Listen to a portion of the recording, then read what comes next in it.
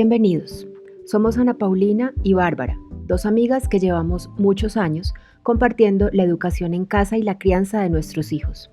Aquí queremos contar nuestra experiencia y hablar de educación en casa como una manera más consciente, libre y respetuosa de aprender y crecer al lado de los hijos. Sírvete un té o un café y acompáñanos. Hola, bienvenidos una vez más a un nuevo episodio de este podcast con Bárbara y Ana Paulina.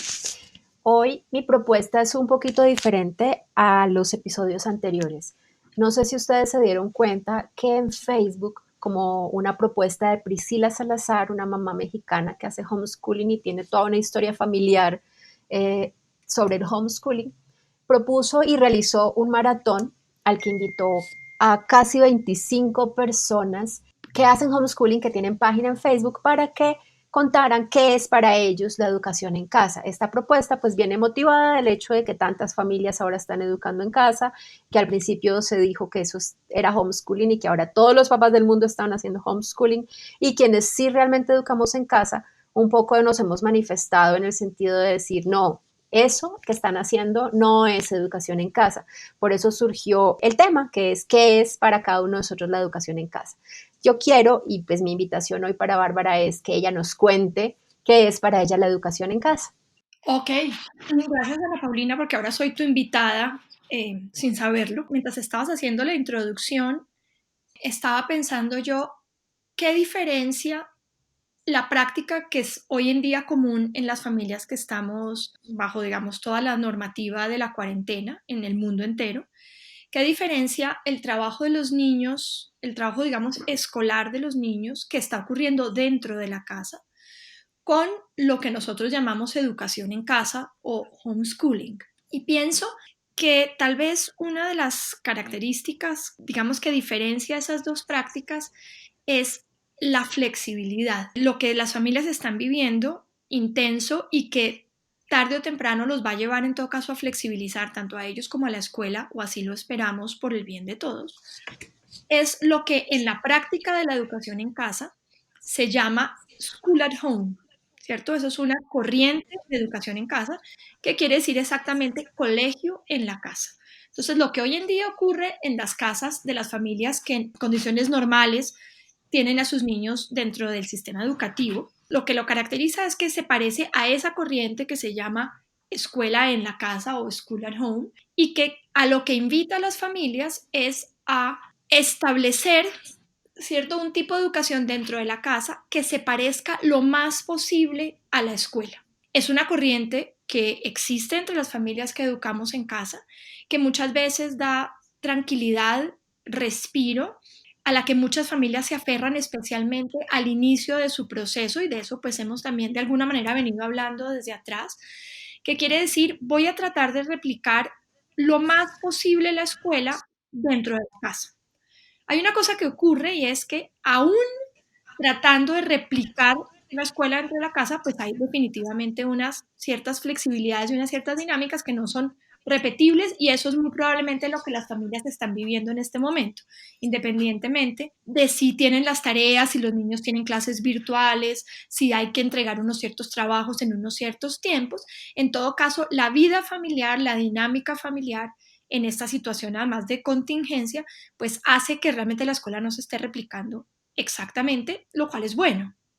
Ahora la pregunta tuya es, ¿qué es para mí el homeschooling y cómo lo he hecho, cierto? Yo me encontré con esto hace muchísimos años, cuando estaba todavía de novia de quien fue mi esposo.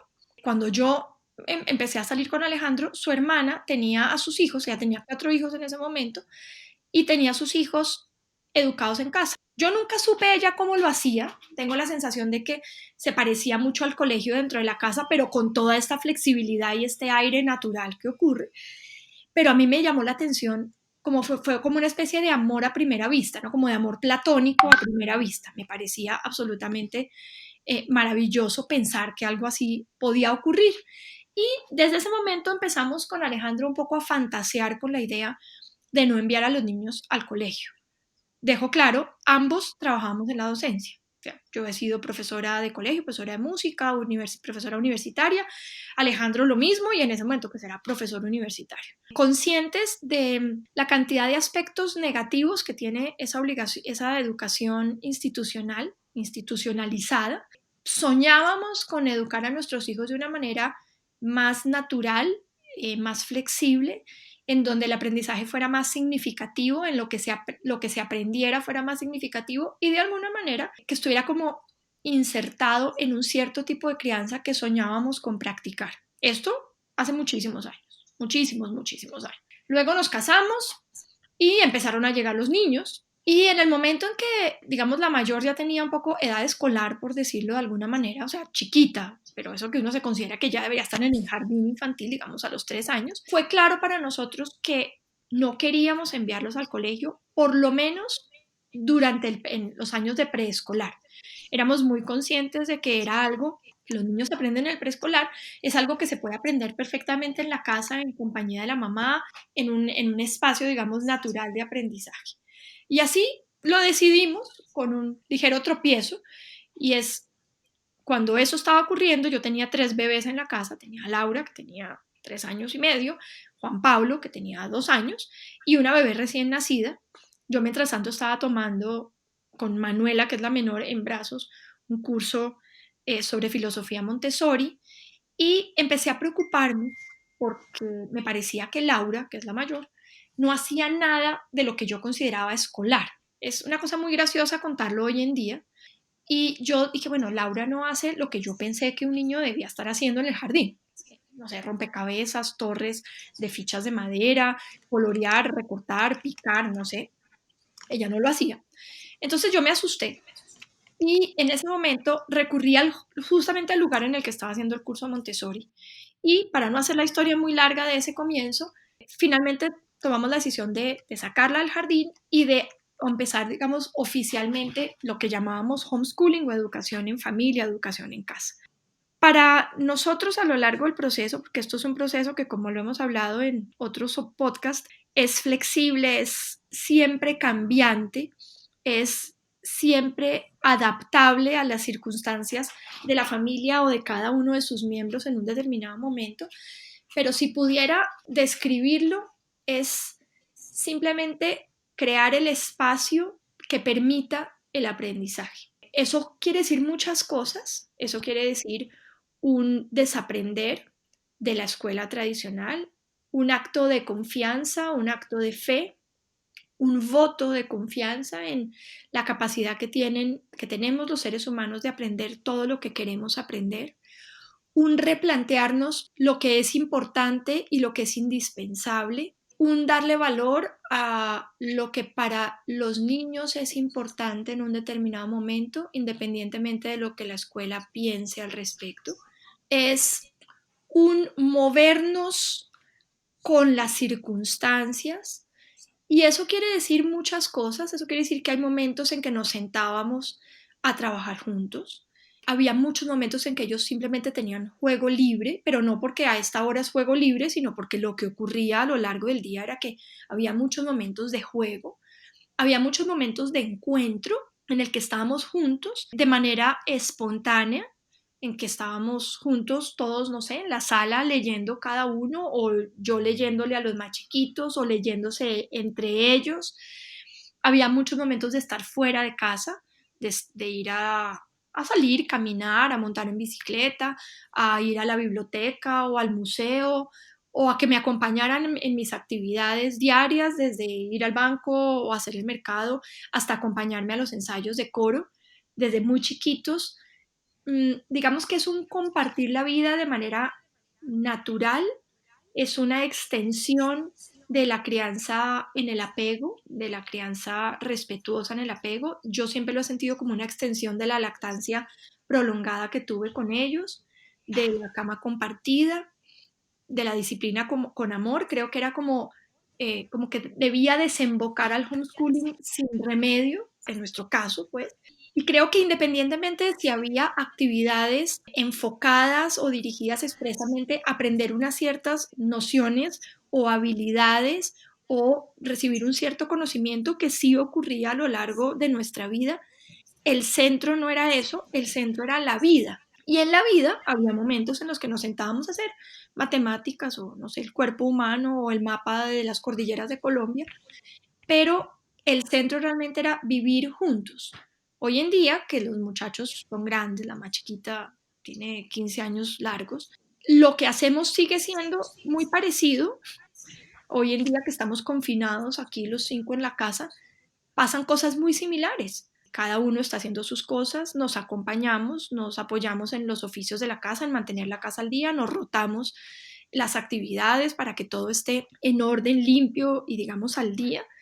Cada uno está leyendo o pintando o haciendo, no sé, una playlist de la historia de la ópera, está haciendo la más chiquita, o tejiendo o compartiendo con los amigos de manera virtual o trabajando de manera virtual o no virtual.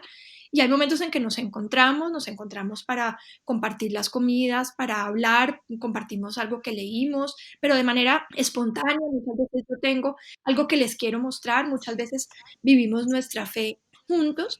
Entonces creo que la descripción de ese homeschooling sigue siendo válida, o sea, era cuando chiquitos, era cuando medianos, era durante la enfermedad de Alejandro y después de su muerte, y durante el cuidado de mi papá y después de su muerte, y durante el confinamiento, antes y después del confinamiento será seguramente así. Es un vivir juntos, compartir juntos y por lo tanto aprender. ¿Hay alguna anécdota o algunos momentos como memorables que tú tengas presentes de todo este proceso o momentos complicados que tengan que ver con la educación en casa?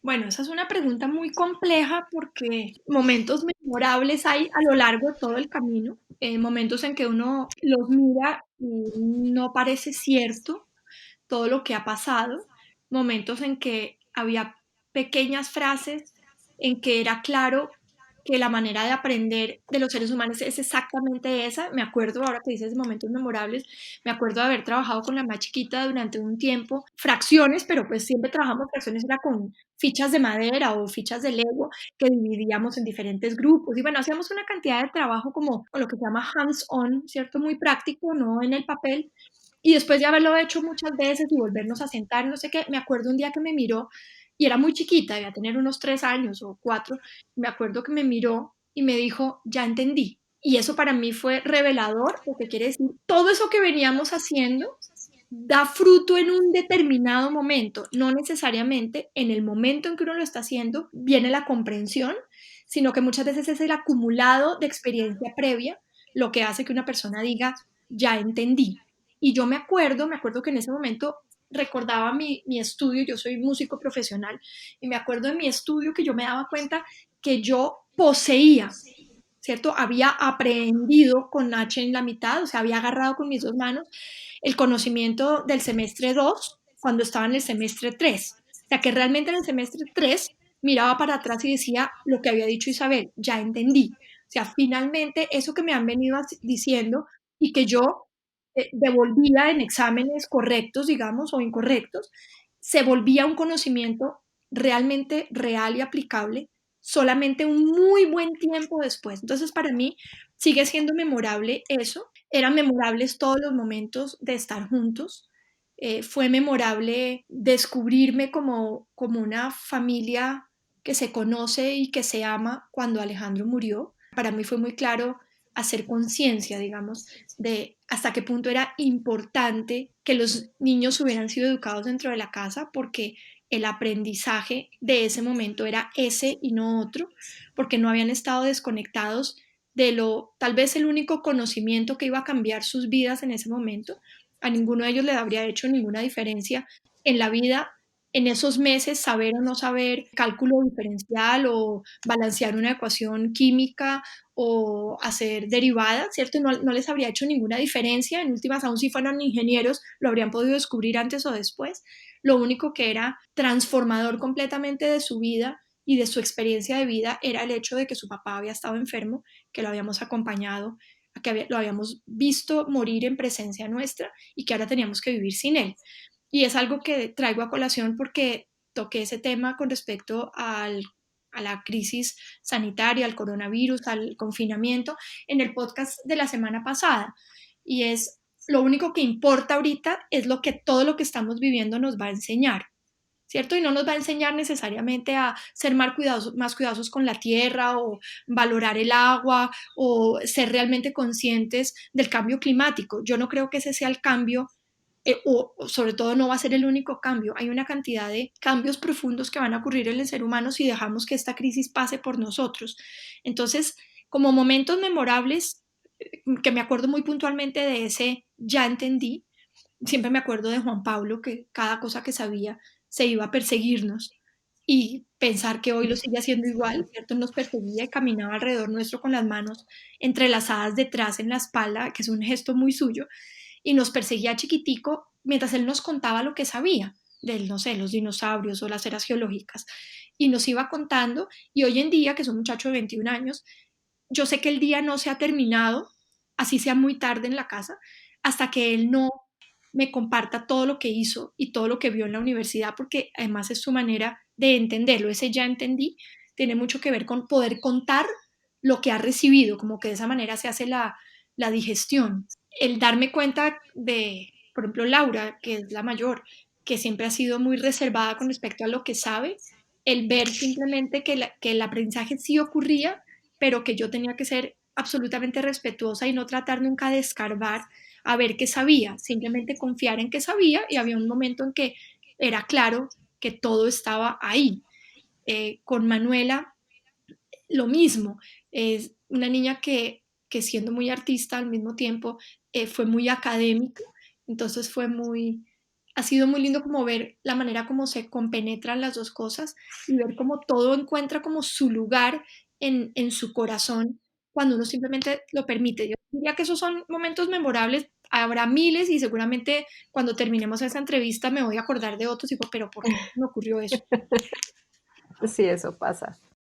Una de las cosas que a mi familia la marcó, y lo cuento yo en el relato que hice en este maratón que les comento, fue habernos convertido en una comunidad, haber conocido a más familias y habernos hecho familia, comunidad, y haber formado un grupo de amigos que fueron como la compañía durante muchos años.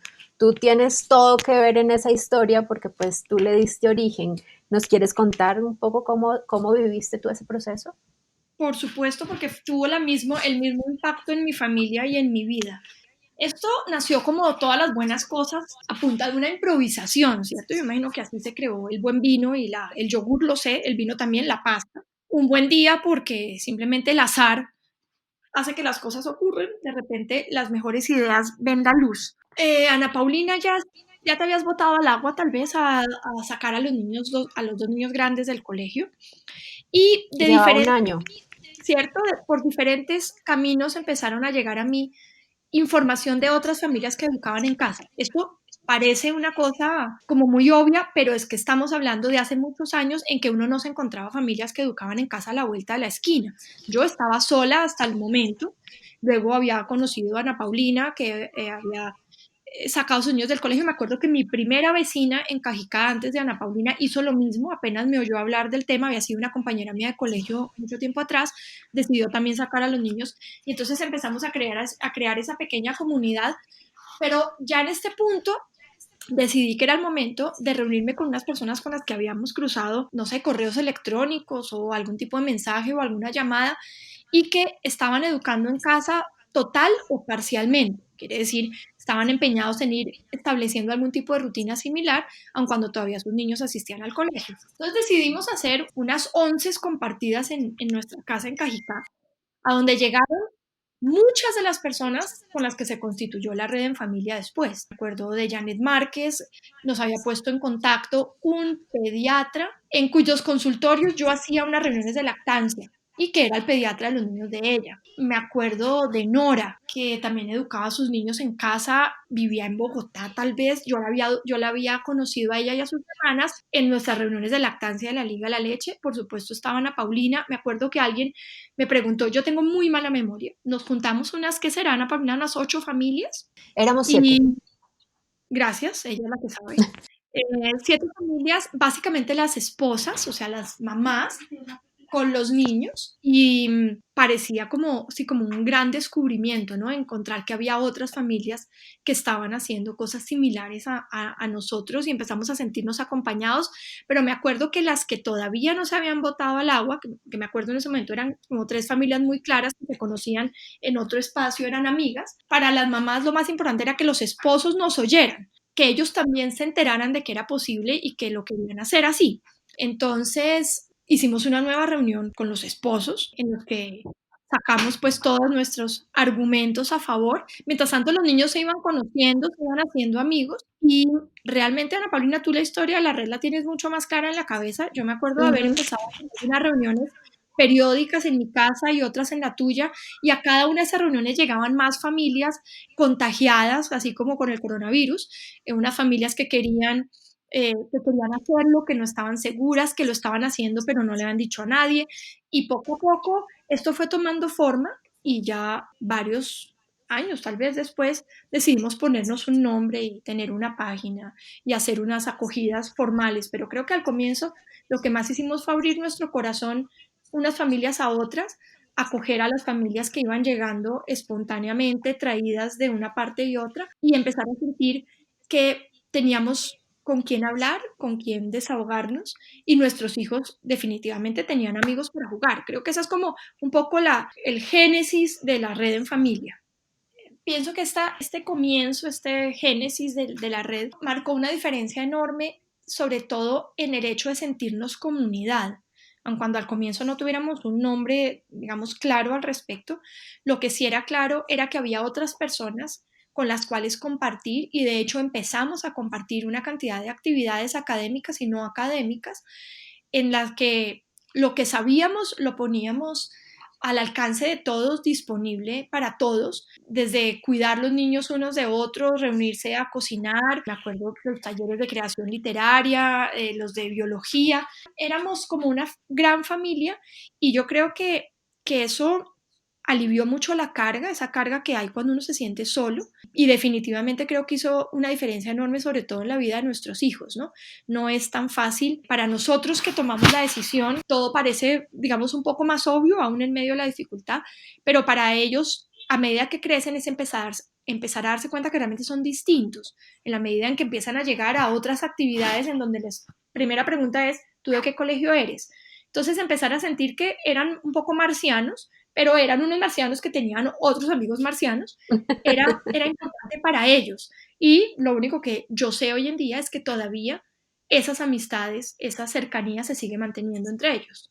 Bueno, Bárbara, pues qué maravilla que nos hayas contado tu experiencia y hayas aceptado la invitación. Voy a contarle a Priscila de este podcast por si quiere incluirlo en el recuento de las participaciones de la maratón, porque me parece Perfecto. que coincide perfectamente con el espíritu de lo que ella quiso hacer con esto. Espero que las familias hayan disfrutado tu relato. A la gente le gusta mucho saber cómo fue la experiencia de uno.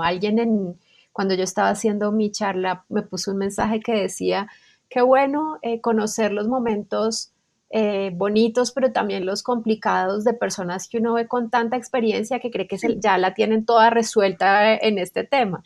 Yo Y es creo que que a eso es veces pasa eso, importantísimo. ¿no? Eso es importantísimo. Sí, a Sí, veces pasa que creen que uno siempre lo tuvo clarísimo, que uno sí, nunca se preocupó, uno nunca tuvo miedo, y eso no es así. sí, sí, estoy totalmente de acuerdo. Para mí lo más importante de estos podcasts y de todos los momentos en los cuales se comparte con otras familias es mostrarse vulnerable, ¿cierto? Saber que esto no es fácil, que tiene momentos supremamente dolorosos y difíciles, que hay momentos en que nos sentimos desorientados, perdidos, solos, con ganas de tirar la toalla, porque cuando lo que mostramos es un modelo incorruptible del homeschooling, hacemos que muy fácilmente las familias se sientan bloqueadas, frustradas, porque no dan la talla de un modelo que nosotros hemos decidido vender como perfecto. Y resulta que el homeschooling, así como es maravilloso, no siempre es fácil y implica una cantidad de retos a todo nivel, y hay que saber que nos vamos a encontrar con eso. Creo que eso es importante de mostrar el lado verdaderamente humano de nuestra experiencia. Sí, definitivamente, es súper, súper importante. Bueno, entonces de nuevo muchas gracias, Bárbara. Y un abrazo grandote. Gracias a todos los que nos escuchan. Hemos descubierto la manera de seguir grabando, así que por aquí nos seguimos escuchando la próxima semana. Que así sea.